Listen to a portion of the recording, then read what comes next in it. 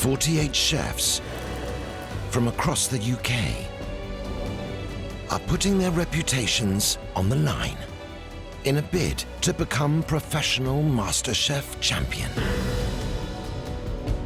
The next 6 hopefuls are competing to impress Judge Gregg Wallace, renowned chef Monica Galetti, and Michelin-starred Marcus Waring.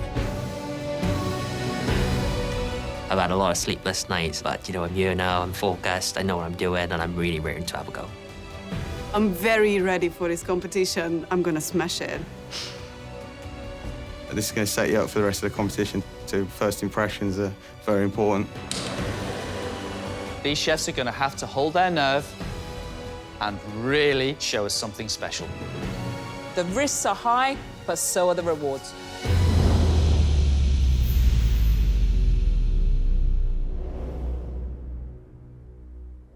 Right, we've got 6 chefs waiting to do the skills test. 3 of them are going to do yours, Marcus. 3 of them are going to do yours, Monica. What's your skills test?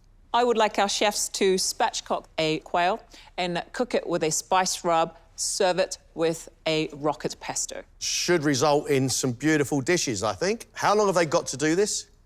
Our chefs have 15 minutes. Off you go, chef. Right. So, first thing you need to do is to get the quail prepared and cooking. So spatchcocking is so easy, so quick, and it really is just cutting up the backbone and just removing the innards from it. And then you're just going to press down nice and flat. That took about 30 seconds. Our chefs should not have a problem with this. I'm going to make a rub using smoked paprika and some honey. They've got a choice of spices, right? Yeah, there's curry powder, there's cumin, there's some maple syrup on here. It's completely up to them.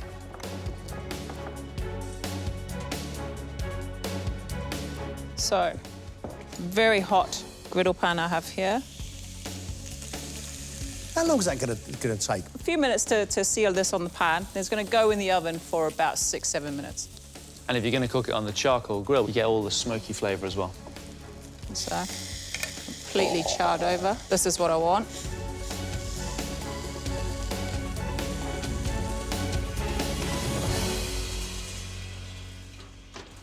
The quail will take about 7 minutes in there. There's plenty of time to get a pesto made. Lightly toast off some pine nuts. Well, I think toasting the pine nuts is good because it starts the oils coming out. So I've got the garlic in here. You're using a lot of the same ingredients you would with a basil pesto, right? Absolutely. The only thing I'm doing different here is I'm using rocket salad. Has a bit more fibre to it, whereas you've got basil, which breaks down quite easily. This is going to take some doing. You can get all sorts of pestos. It doesn't have to be basil. It just means to pestare, to pound it. So I have some of the pine nuts here. I quite like a bit of texture through mine. So I'm going to add a little bit of oil, a bit of parmesan, and more importantly, taste and see how it is. You want the flavours of the pesto to work and complement the quail. You've got smoky paprika and sweet honey on that quail. This all needs to work together. Do you know, I don't know what it's going to taste like, but I think the colours on this are absolutely striking. I love quail. You know, and we would expect the chefs to know when it's cooked through experience, right? That's right. By touching it, by feeling it, the chef should know.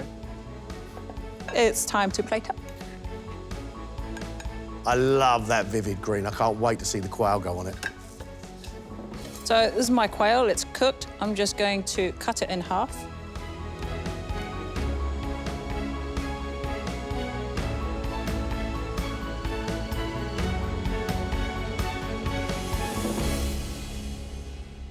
There you have it, spatchcock quail with a spice rub and a rocket pesto.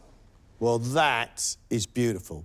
But our chefs have got to know how to spatchcock the quail and cook it in the time and make a pesto the old-fashioned way. There are no tricks here, just simple skills, great cooking. You make it look incredibly simple, Monica, but there's a lot of detail in this dish. Come on, let's get them in. I want to see them have a go. Are you ready? I'm ready. First up, it's 27-year-old sous chef Chris, who works in corporate catering in Oxfordshire for a Formula One racing team. Work is quite busy. We do maybe 200 people. So we've got a real meat and like free veg for the mechanics, and then we've got some more refined work, which is more my area. My style of food's quite abstract. It doesn't need to be any cuisine. It could be a mix of cuisines. I'm always quite a happy individual. I'm always smiling until it's going really bad. So I think just remaining nice and calm, hopefully. I'm sure it won't look that way in the kitchen, but we'll try our best.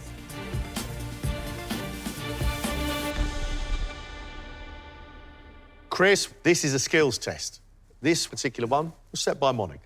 So, Chris, I would like you to spatchcock this quail, make up a spice rub of your choice. We've got the ingredients here. And serve it with a rocket pesto. How's that sound, Chris? Chris, 15 minutes, off you go. Spatchcocking it, I'm not 100%. Butcher it. You got knives there? Yeah. Yeah.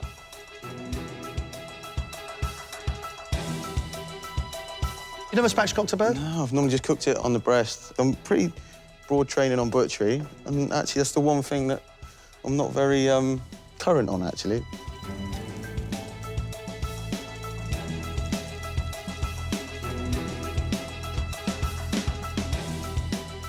Right, rocket pesto.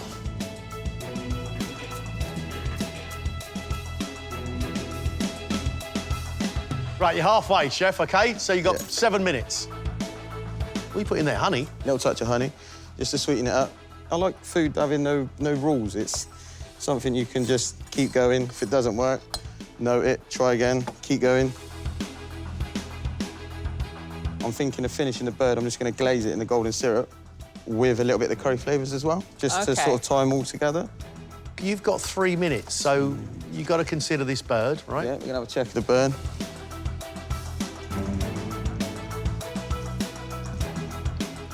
Just take that out.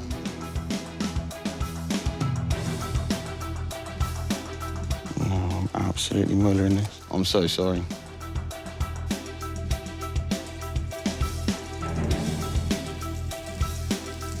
We need you to plate up because you're running out of time.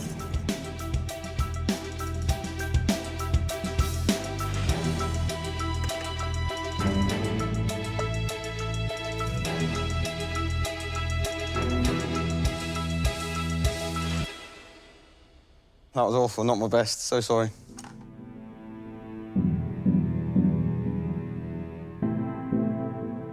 The spatchcocking of the bird is so simple. It's cutting the back and then flattening it so it cooks much faster.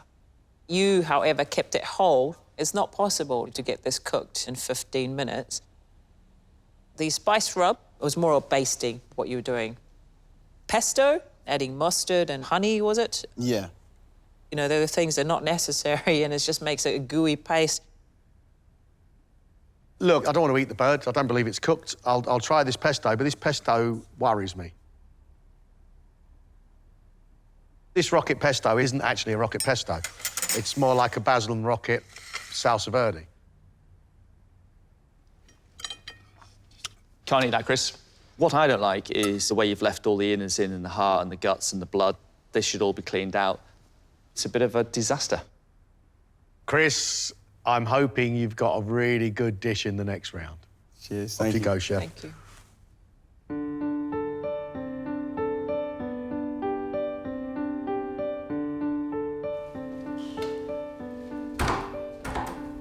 Mine just went blank.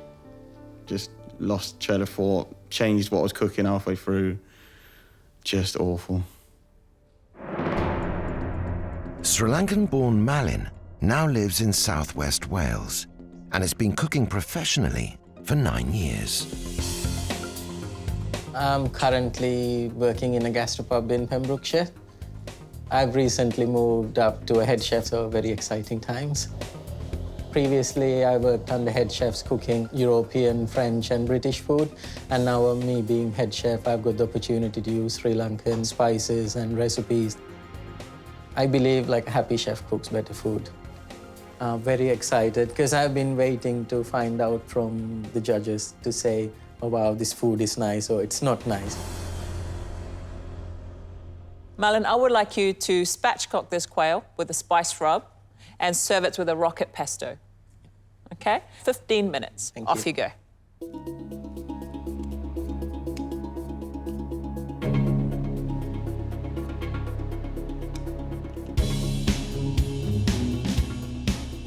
You did that in less than a minute, Malin.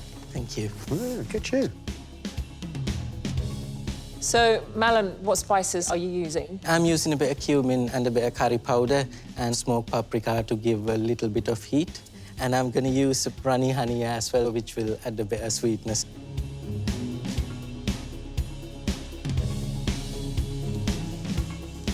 Where did you train, Malin? I started in a high street chicken place when I came to the UK. Worked there for 3 months, and then I moved on to a tour or set restaurant in Southport. Then I got to meet some amazing chefs. You're halfway, chef. You've got 7 minutes left, OK? Any similarities between the south coast of Sri Lanka and Southport? The sea is quite similar, without palm trees, of course.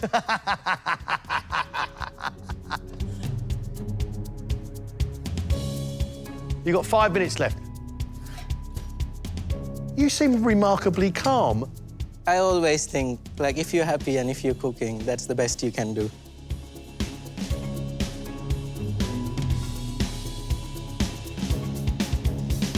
Are you all done, chef? Yeah, I hope I made you proud. You know, you've got 3 minutes left. Amazing.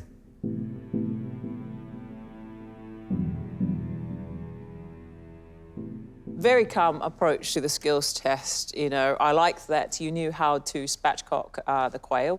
The pesto making, you need to really pound the herbs or the salad in there to get that beautiful colour.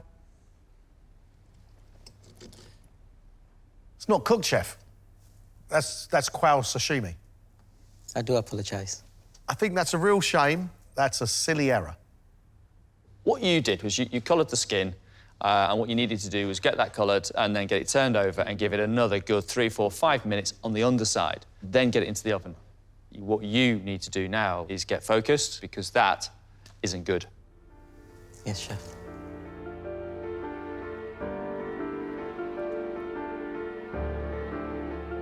Feel like I let myself down a bit because I should have used the time more. When I do my signature dish, hopefully they'll see that I do have skills to do it. 27-year-old Rhys runs a pub kitchen in the valleys of South Wales.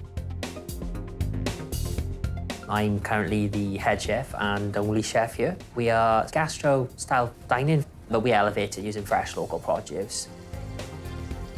Being a chef is a lifestyle. It takes you from going out with your friends, drinking, partying. Even setting up and having a family, it's lifestyle, you know, it's all about food. I can get myself through the first 1 or 2 rounds. I think I can get far. Imagine that, eh? Coming back to the valleys with this trophy, MasterChef. It'd be the talk of the town round. Yeah, go ahead, I won't have to buy a pint anywhere ever again, you know? Rhys, spatchcock the quail and cook it with a spice rub. Yeah. Serve it with a rocket pesto. 15 minutes, off you go. You know how to spatchcock? Yeah, I've done it in time before. And you know how to make a pesto? I know to make a pesto, yes. Well, Rhys, you're off and running, chef. So what's the plan, Rhys? So I've taken out the wishbone and I'm going to dry rub it really quickly. OK, so you've flattened it now? Flattened it now a little Okay. bit, yeah, OK.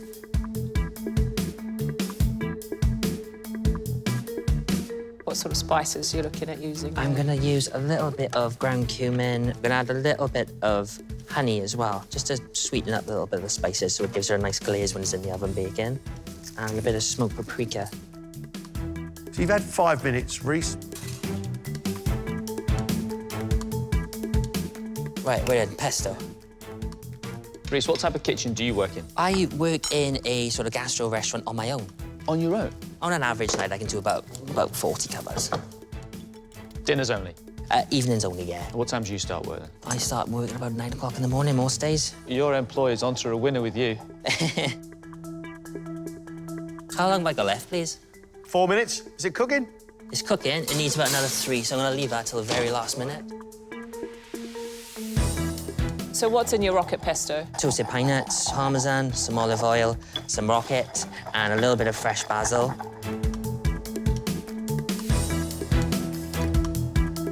So I'm just gonna do a little garnish.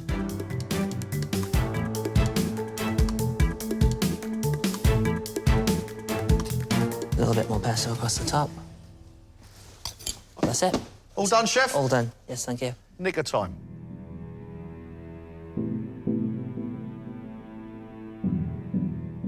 So spatchcocking the quail, you have just removed the neck, cut the legs so it sort of flattened out a little bit, but you haven't really spatchcocked it properly. It would have been good to see you use the griddle pan just to really, you know, sear the bird and also get it cooking a bit faster. Pesto, you've put one together. I like the texture of it, but I think you could have really ground the rocket down. Let's have a look at this. Do you reckon that's cooked? No. It's nearly there, but I don't want to eat that. I do apologise. Nerves got the better of me today. Reece, you don't need to apologise. It's a cooking competition, and there was things here you did nicely. You did the spice rub, you got that really wrapped around the bird. But that bird then should have been cut properly and put onto that grill to get the charring and then into that oven so it cooks nicely. Reece, over to you in the next round, chef. See you soon. Thank you. Thank you.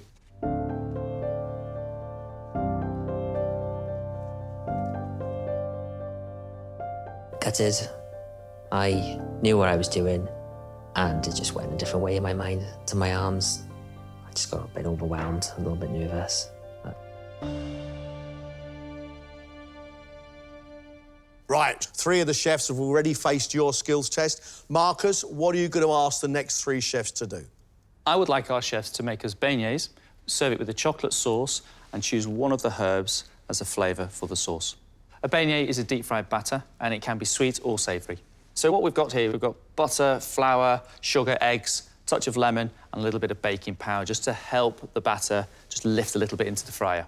How long are you going to give them? I'm going to give the chefs 15 minutes to do this. Marcus, over to you. So the key, the basic, is getting the batter made. It's pretty straightforward that you're going to have to do a creaming method. So that's basically putting your butter and sugar into the bowl first. So you just soften your butter, then put in your sugar. I think it's understanding the consistency of this batter is what they need to get right. So now we're just going to add just a little drop of flour. So a little half a teaspoon of baking powder, just a pinch, into the flour.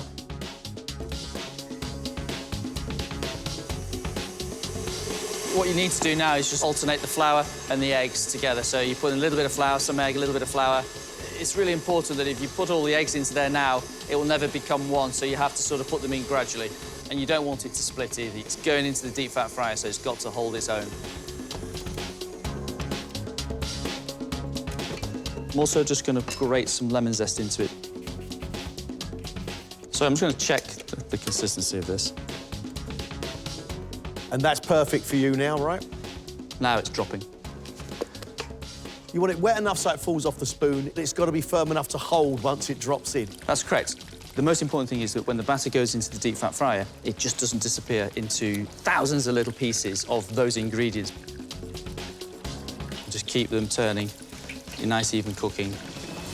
What I like about this dish is that they're all different shapes and sizes, and when you put them onto the plate, they look really intriguing, they look really cool.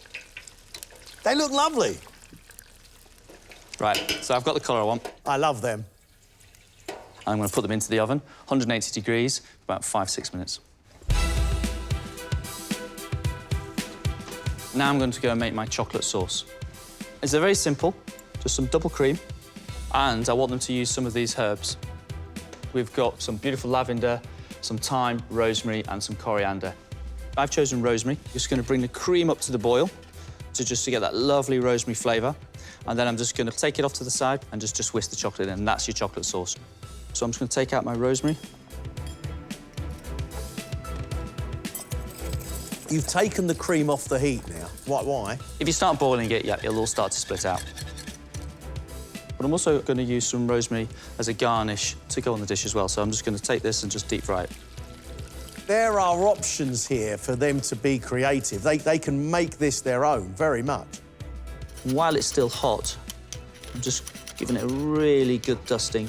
You're making culinary Christmas trees. Yeah. So that's it, we're ready to go. I'm ready to plate up. Just check the beignets. So they've been in there about 6 minutes. I'm just gonna roll those beignets in some ground cinnamon and sugar. They smell fabulous.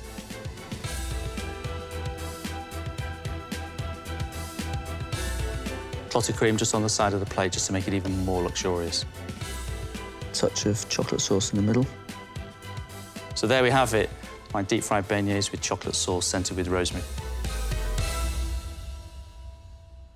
That is lovely. Now, if they can't get the texture right for those beignets, they got no hope at all. But if they can, they could build something as delicious as this. It's a batter mix, but it's got to have some texture to it. And they've just got to be careful how they cook it. Right, I've seen how well you can make them. Can we now get the chefs in and see what they can make? Absolutely. 22-year-old Sam is a junior sous chef at a fine dining restaurant in Norfolk. So I currently work at 1 Michelin star, 4 Rosette Hotel. I'm very lucky here, amazing gardens, so I can just go out, pick the produce, prep it nicely, and then it's on the menu for this evening. My style of food is very clean, very simple, delicate food. 3 ingredients that go together but elevated to a different level. I'd say I'm very competitive. I'd never enter something if I didn't plan to win it.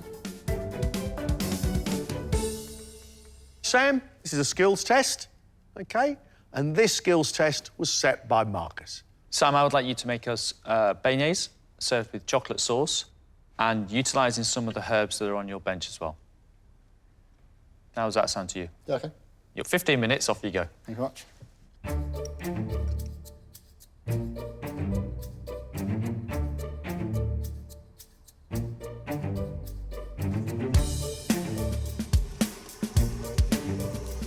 So, have you done a little bit of pastry work, Sam? Yeah, I have, yeah. I've done a bit of pastry in my previous job. Good. I haven't made a beignet in a while, though, I have to say.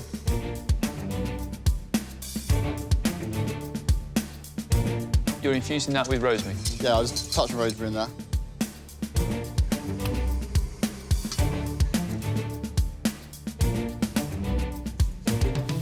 So what's wrong? Split out a little bit.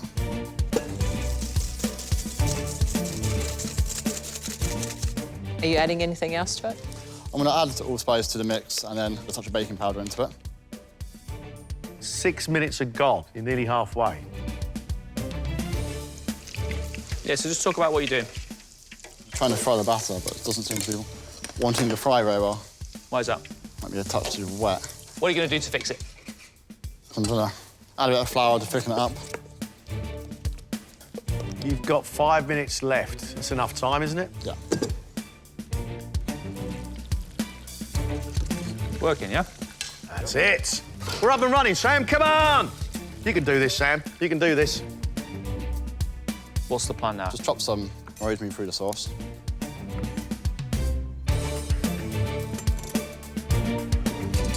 You've got 2 minutes, so you've got to start bringing it together, please.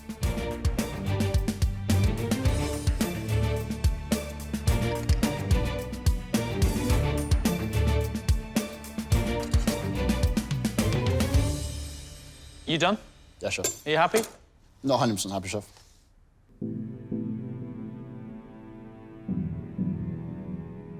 As you went into making the batter, I think you got a little bit confused of how to make it and which order. And just putting a whole egg into the mixing bowl and watching it split and then throwing flour on top of it isn't really the right way to make a batter. Concerned about the chocolate sauce, and I'm very concerned about the beignets themselves actually being cooked. Yep.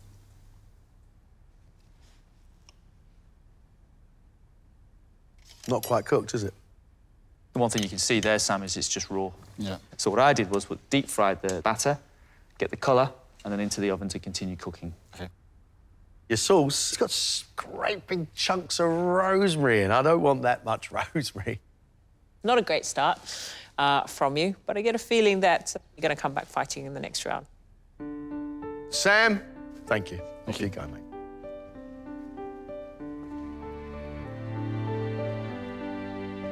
These chefs are feeling the pressure today, aren't they? They are. Really are. I haven't made the best first impressions. That's not really like me to do that, so I just need to, pick myself up and then do my just justice now.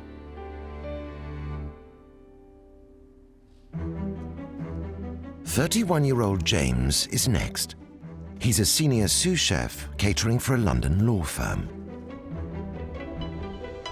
We cater for their directors and we do a lot of client dining. I'd like to think that I'm very hands-on. I like to be in the trenches with the guys, getting my hands dirty. Everything's changing now, so you've got all the people that love their vegan foods and everything like that, so you have to cater for everyone. The skills test in front of Monica and Marcus is going to be nerve-wracking. Yeah, it's just going to be a real challenge and something that I'm really, can't wait to get my teeth stuck into. I'd like you to make beignets. Yeah. Serve them with a chocolate sauce, and also to use one of those herbs as a garnish. 15 minutes, James, off you go. James, tell me how you're going to make the batter. So I'm going to add the flour into the eggs, sweeten it with a little bit of sugar.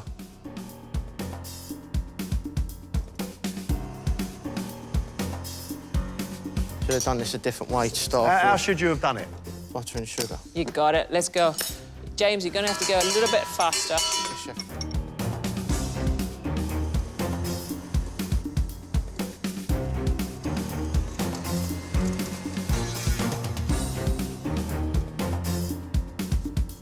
Sam, James? I need to cream my butter and sugar for longer. You're only halfway, James. You've got another 7 minutes. Why are you in such a panic? You know exactly what you're doing. I've got myself in a little bit of a pickle. You did, yeah. You happy with that? Yeah, it's better than it first started out to be, so... Good. Yes, chef. I want to try and get some nice even beignets.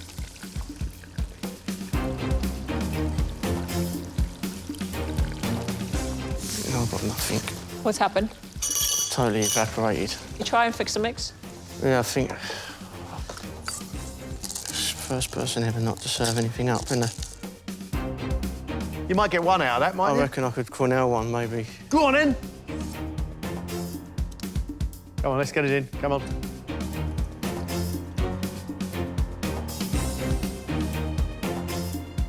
Right, come on, let's plate up. Running out of time. You've got to get on your plate now, please, James.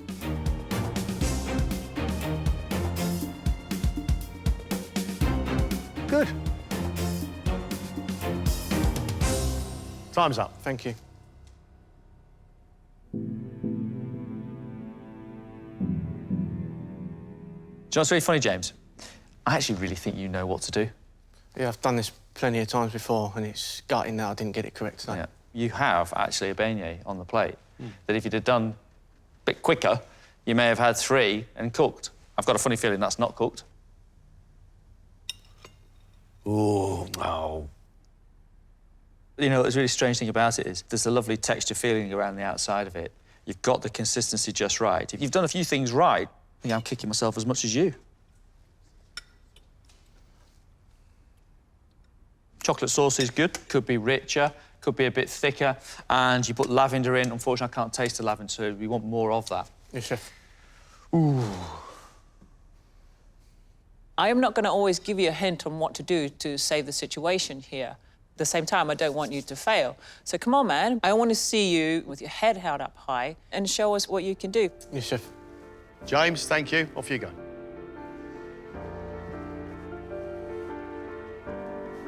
Bit disappointed. I shouldn't have maybe looked like I was quitting. Should have just got the job done. I've got a big heart, so there's no way they're going to be defeating me today.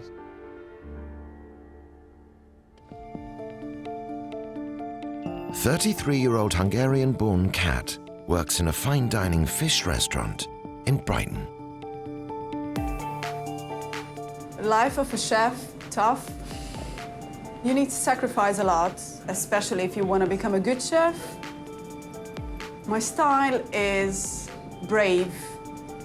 I love being a chef. It's never been a question that this is my art. So taking part in MasterChef, obviously I'm gonna have this panicking reaction at the very beginning, but I do want their opinion if I'm going in the right path. Cap, beignets, chocolate sauce, 15 minutes, off you go.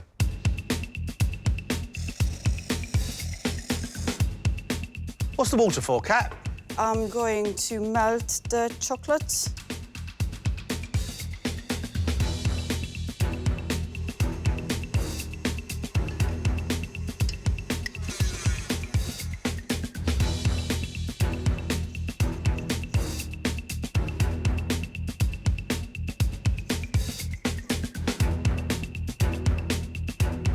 What you got in that bowl, Cap? Yeah, so it's flour now, eggs and sugar. Okay, I didn't add any baking powder.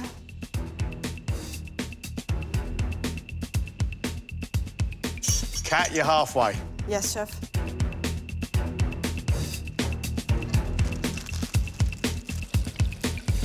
What sort of consistency are you looking for, Cap? Nice, fluffy inside, nice golden outside, like a nice bite in there. So, Kat, beignets are in. You've got 4 minutes left. Yeah, so chocolate sauce, I'm not overcomplicating. I would have a touch of salt I would possibly add into it. Cinnamon, as we all know, we love cinnamon. You gonna do anything with those beignets now? I'm gonna roll them in some lavender sugar. Right, 90 seconds, so you gotta hurry up now.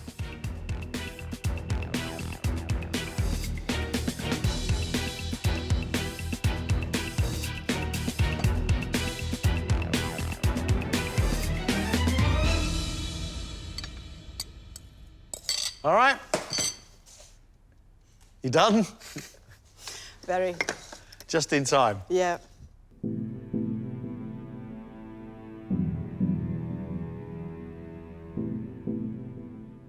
Well, I think you've got the beignets, you've got the chocolate sauce, and you've used the herbs, which is great. That was the skill. I'm a bit concerned about the quantity of sugar that you've dropped on top. Your method through your nervousness was sort of a little bit back to front. But what was really interesting, the ingredient you put in that I've never seen before was the creme fraiche.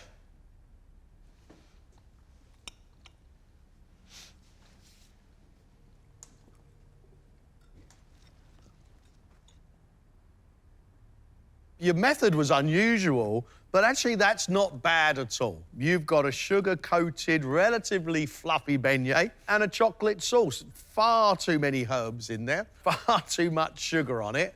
But actually, I'm quite pleased. The beignets could have been a little bit lighter, but having said that, I like your ideas. Chocolate sauce is thick and it's rich. You just didn't need the sugar sprinkled on top of the plate. I love the idea of the lavender going through the sugar to coat the beignets. Good start. Could be better, but... Thank you. Look forward to seeing you in the next round. Thank you, Kat. Thank you.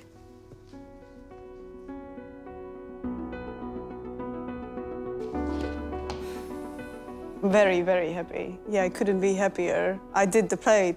I managed it. I feel confident. It was a good start. Fair to say, I think we're going to have some very disappointed chefs outside. This has been tough for them all, and you feel deflated for them. I think for us as chefs, you look at them and think, can they come back and show us what they're made of? So now I want to see some energy. I want to see some great attitude. It's all going to sort of depend on what the signature dish is going to be.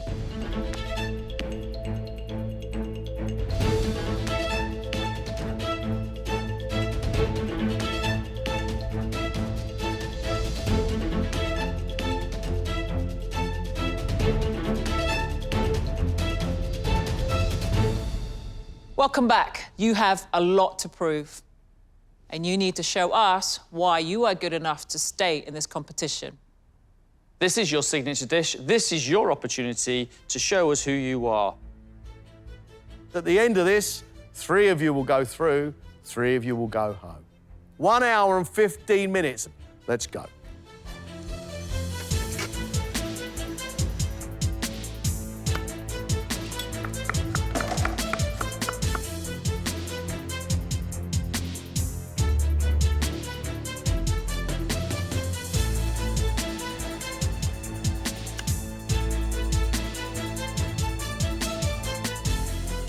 To impress the judges would be everything now, especially I got a lot of redemption to try and achieve. I want to go in there and make them see that I've got a good dish and that I can cook and that I'm just not a bag of nerves. What is your signature dish, Reese? Ribeye of beef, which is I'm just going to be dusting it with a bit of dried wild mushrooms, like fondant potatoes, a parsnip puree, some cauliflower that I'm going to make it into a Welsh rarebit, so like cauliflower cheese and panny, parsnip crisp, some asparagus, and a sauce robert. Tell me about a sauce robert. So basically, you use the cooking pan that you cook the steak in. You add your shallots, the glaze of white wine, reduce down some beef stock, finish it off with some herbs and some Dijon mustard. So I'll tell you who loves a sauce robert, shall I? Our friend Marcus. Ooh. Make sure you get it right. I'll try my best. It's about getting the steak beautifully cooked. It's got a lot of fat running through. It's got a lot of flavour. I love the sound of this croquette. There's a cauliflower, which is making like a Welsh rarebit, and he's going to deep fry it. That sounds delicious.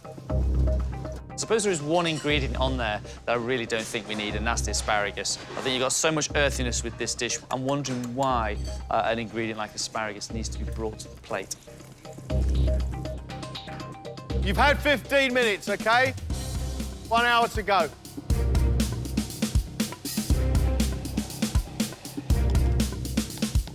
I think this dish will impress the judges because of the unusual flavor combination.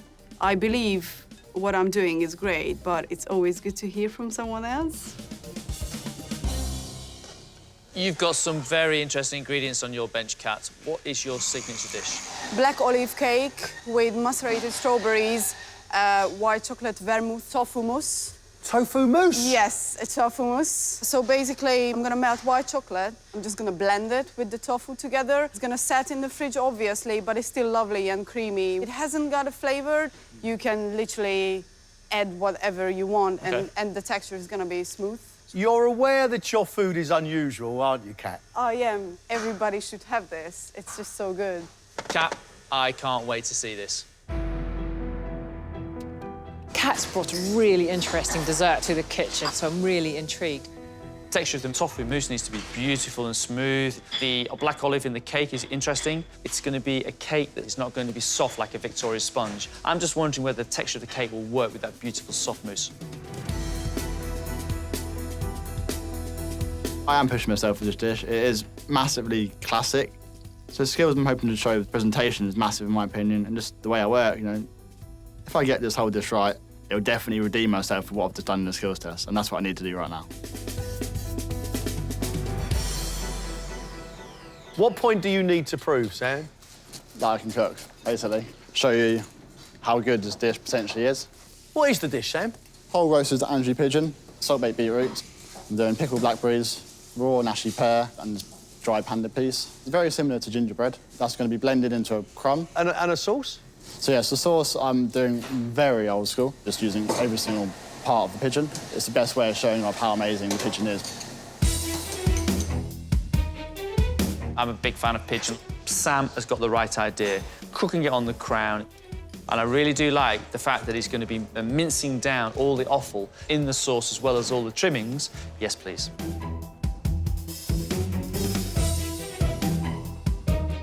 This does sum me up as a chef because I'm just treating the ingredients with the utmost respect, practicing, honing in on my skills. So, yeah, it's a cracker. James, what are you making? I'm going to give you a little take on what I would say is a minestrone. Minestrone's a soup. Yeah, so it's going to do a fish minestrone. I'm using cod. Or in the bottom, you're going to have the wild garlic pasta. Next to that, you're going to have tarum salata with the roux from the cod. All the garnish of a minestrone are the white tomatoes, courgettes and carrots. All in a soup? Yeah, so I've got a nice little tomato-based stock that I'm going to give to you guys to pour on, so it should give that wow factor at the end. Sounds good, James. Who's supporting you through this? My fiancé and my executive chef, so he's pushed me to do this for a couple of years now. I want to make the best of it, and I want to make them proud. I think this is highly, highly intriguing. So you've got cod, you've got a wild garlic pasta, marinated balsamic tomatoes, bacon lardon, sea kale, a garlic flour garnish. He has a lot of different things going on with this dish. James is also making tarum salata from the cod roux. I don't know the texture, because if it goes on the side and he pours the soup on, it's sort of just going to disintegrate. I am putting everything into this competition. I'd come home after work sometimes 12 at night, and I work again another 3-4 hours, making sure I got the things right, the recipes right. So it does mean the world to me. What are you making for us? Making seared scallops with Sri Lankan butternut squash curry, coconut roti with curry leaves, and I'm gonna deep fry some seaweed to get a bit of texture on the dish, and some coconut sambal, and the fermented chili as well. You look really happy to be cooking this food. Yes, yeah. Why? This curry my mom used to make since I was a kid, and it is my favorite curry that she used to make, so this is gonna be amazing. Hopefully you'd like it. Is your mum an inspiration in your cooking? She's taught me a lot about how to use spices, you know, how to use a bit of sugar, when to add acidity, so hopefully I'll do her justice. I love the smells of the spices that are coming off Malin's table. The concern is the cooking of the scallops. They've got to be sealed, caramelised just right. You've got a lot of big flavours with the curry and the sambal sauce, coriander oil, fermented chili. I just hope that they all work together. I think this dish definitely does sum me up as a chef. There's a little bit of like clash of cuisines in there. Came from just different places of work and then just trying to pair it up to give you something different that you haven't seen before. Chris, what's your dish? Cornfed chicken, coronation bonbons, crispy skin, and some asparagus spears, chickweed, and some saffron fondant potatoes. Coronation chicken's a bit retro, bit 1970s, that, isn't it? Yeah, it's a little old school. It's got my little twist on it, the fresh chilies, and just to give it that light curry. I didn't want to go too curry. I want to demonstrate just a good, solid piece of cooking. Strong, nice flavours, well balanced, seasoned well. Something that really impresses you and get some noises going rather than oh dear. Chris is cooking corn-fed chicken with the egg yolk and saffron fondant potatoes. Sounds delicious, but there are some things here that could trip him up. Fondants, the use of saffron needs to be very delicate. You don't want them too strong. You certainly don't want the fondants to be too yellow. Confit egg yolk is a very difficult thing to get right. And that egg yolk needs to sit nice and prominent, enriching the dish when you start to eat it. 10 minutes, everybody. OK, just 10 minutes.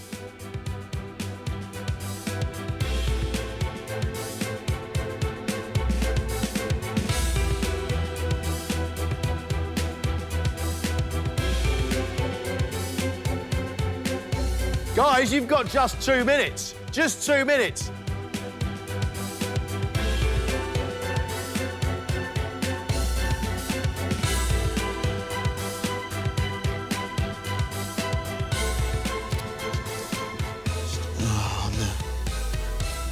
That's it. Time's up. Stop, please. Thank you, chefs. James has made his take on minestrone. Pan-fried and roasted cod on a bed of wild garlic pasta with cod roe tana masalata, tomatoes, bacon, courgettes, carrots, and kale, finished with a tomato broth. You've got some beautiful colour there.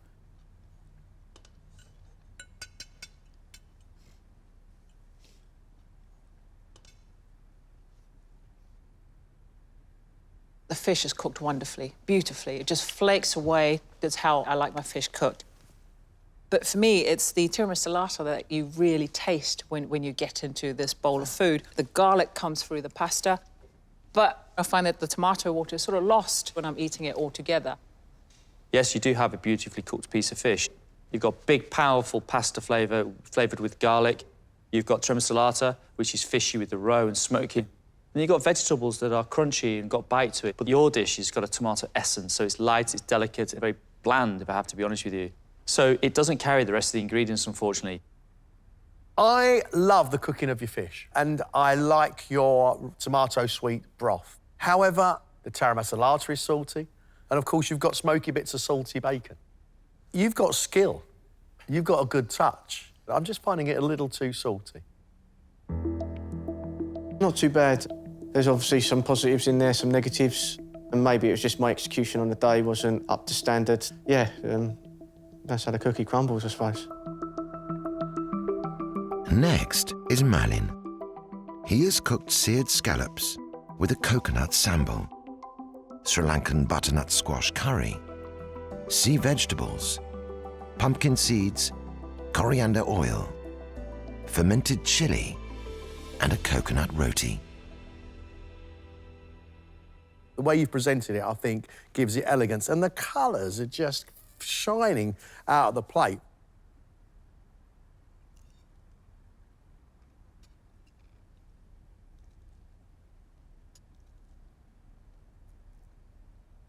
Your scallops are really nicely cooked, but it's the flavour inside your curry that I particularly like. It's got the creaminess of coconut oil, and then you get those really lovely pumpkin seeds. The scallops were cooked well. The curry flavour running through the pumpkin was delicious. Perfect temperature for me. The sambal I've never had before. It was delicious. It was interesting. The bread is a lovely addition. It was delicious. Well done. Thank you. The fermented chili, it's got a bit of saltiness through it and then a bit of heat at the end. I love that. Personally, I'm going to take that. It's something I want to have at home. I love this. Absolutely love it. Thank you so much. That means quite a bit to you, doesn't it, Malin? Tears in my eyes. It's been amazing to hear all this because I've been waiting for this day. That dish means so much to me. Yeah, really, really chuffed. Yeah, really good. I think I cried like a baby, so I feel better now.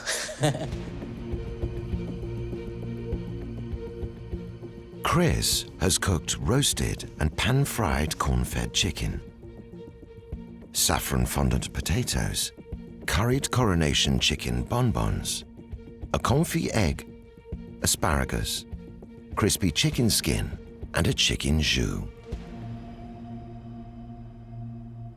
Well, look, we've got a bit of an issue, haven't we, in that the egg yolk is broken, right? And also we seem to have burnt the chicken.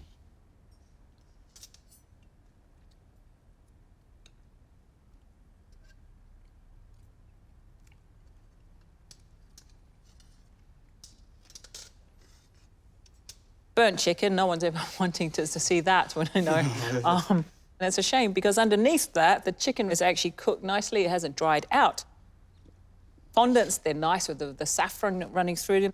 The yolk just burst, at the last minute. It was too late to take it off. Real shame. I like the flesh of your chicken breast. That's cooked well, but unfortunately you've burnt the outside. Your sauce is over-reduced, it's bitter, and of course the egg yolk is broken. There are mistakes on here. The best bit about the dish that I really like the most, and that's your little coronation chicken bonbons. And they're interesting, they're a little bit different. That's the only thing I like about your dish, Chris, unfortunately. The feedback's spot on. I knew the problems were there. Some silly mistakes I shouldn't have done. Sam has served roasted pigeon with a salt-baked beetroot, crumbs of pain d'épices or spiced gingerbread, whipped goat's cheese, nashi pear, pickled blackberry, and a pigeon jus. It looks very delicate, the way you present it. Very pretty.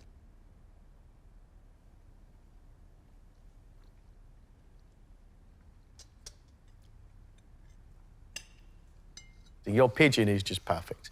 Crispy enough skin, and it's really soft, and it's got the right amount of seasoning across the top. I love the sweetness of the nashi pear. I find that really refreshing.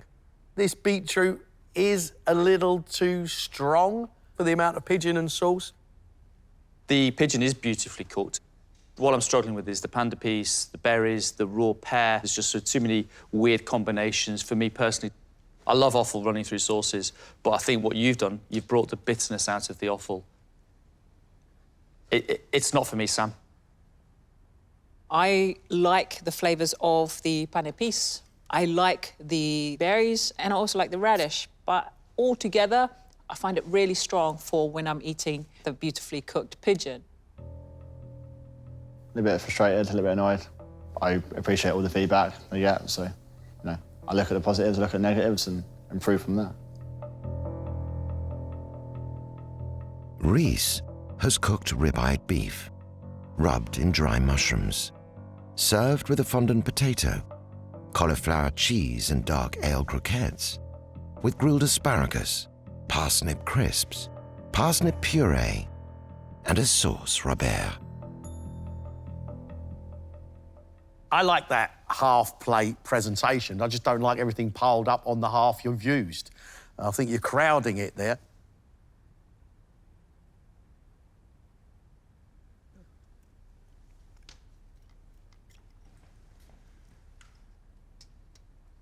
You've cooked that beef nicely. It's tender. A little bit more seasoning for me. A little bit more seasoning on your fondant, please, which is also cooked really well. I like those cheesy bonbons. The owl is giving it a deeper richness. The addition of asparagus, I think asparagus is too strong a vegetable. Sauce Robert, delicious, but didn't taste any puree because it was piled up under something. And the crisps, I'm not sure why you've used those, to be really honest with you. Too many things on here, Reese. Your sauce Robert has got some nice flavour through it, but the asparagus and the fondant's just no real seasoning coming through it. Is a bit bland. Disappointed. I know where I went wrong and what I should have done, but I wasn't quite perfect, you know. Kat has made black olive almond cake with a white chocolate vermouth tofu mousse, macerated strawberries, strawberry gel, crystallized strawberries, and black olive powder.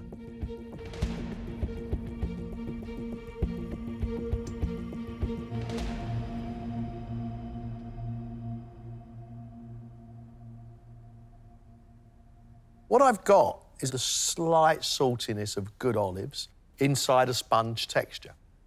I get the heat of vermouth through your mousse that's made with tofu, and then I get a lovely, fresh strawberry flavour.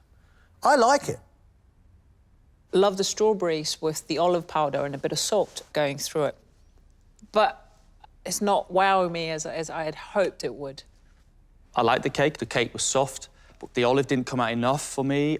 I was so excited to try the mousse, and I haven't got a mousse. I've got a wet cream on the plate. But Kat, I really am interested in the way you think about food and the ingredients and the combination that you use. Intriguing. I just hope that they have seen a little magic in there, and then I can just push it harder. We asked our chefs to come in here and show us a little bit about who they are, how good they are as chefs, and they certainly did that. Well, there is one thing that's obvious. We were united on our appreciation of one chef, and that was Malin. Scallops cooked wonderfully, just delicious. Those ingredients couldn't have been in better hands. I wasn't expecting the balance of flavours that he brought through. Did a good job today. Malin goes through. Look, there is one contestant in here today who made mistakes, and that's Chris. Chris's dish sounded wonderful, but unfortunately the chicken was burnt on the outside. The sauce we all agreed on was over-reduced. Every time he broke one of those egg yolks, it was tough on him. So, we got Chris leaving the competition. We've now got 4 chefs to discuss and 2 places in the next round to fill. Reese, he cooked us a very nice ribeye steak. I liked the steak and I really liked the sauce, but the garnish I found underwhelming, underseasoned. I just think that Reese was just trying too hard and sort of missed the mark a little bit. Let myself down on the silly fancy things, which is not me, but, you know, hopefully get another chance. Kat is a really intriguing cook. Shame about the mousse, it didn't work out. I thought the cake was lovely, loved the olives. She gave us something different. I think she needs to home in a little bit more on the idea and execute it just a little bit better. I hope that they understood my style. And now I cooked for them, and I really want to cook them more. How about Sam? He's obviously got skill, even if he did mess up the sauce. The only thing on the plate that was done well was the cooking of the pigeon itself. It was beautiful and pink. I thought the beetroot was cooked beautifully, like the nashi pear, but I found it all together so overpowering. I'm a little bit frustrated with myself, so I know I can work better, do better. There's always room for improvement. James, with his cod and minestrone, did show a lot of skill. You know, making the pasta, the tiramisalata had a lot of flavour through it. Good fish cookery, beautifully cooked. That was the best bit about the dish. He put a lot of work in, but I actually found the whole thing too salty. Yeah, I want to come back and I want to cook again. There's no doubt about it, so fingers crossed. 2 go through, 2 go home. Where's your heart going?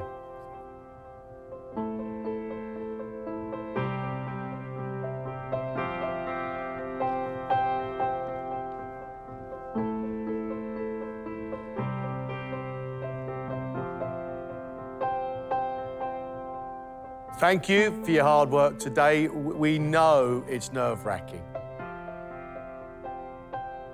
The first chef to leave us is Chris. Cheers, thank you, guys. Thanks, Chris. Good luck. The second chef leaving the competition is Sam. Thank you, chef. Thank you. Thank you. The third and final chef leaving is Reese.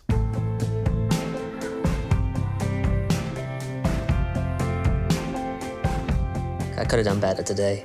Nerves overcome me, so, you know, it's the right decision, really. And I wish the best of the guys that gone through, because, you know, they done really well. To be going at the first round, you know, not the best, really. I would have liked to do a lot better than I did, but that's what's frustrating, really. Never mind. Sad, see it coming. Bad day, definitely a bad day for me at the office, I think.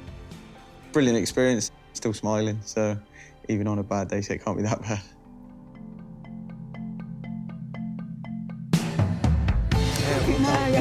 It's amazing. You 3 are quarter-finalists. Very, very well done. It means the world to me. I'm shaking inside. To get to this stage is amazing. So. I feel very happy. I can't really believe it. It was very tough today, and I really need a drink. I think I made myself proud, and especially my mom as well. Yeah, I feel really, really amazing. But now the hard things are still to come.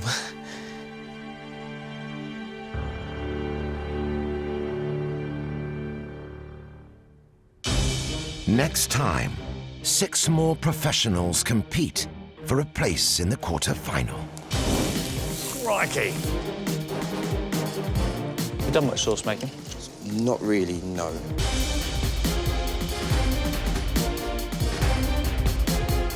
I find the whole thing absolutely delightful. Well, I think the dish itself is absolutely outstanding.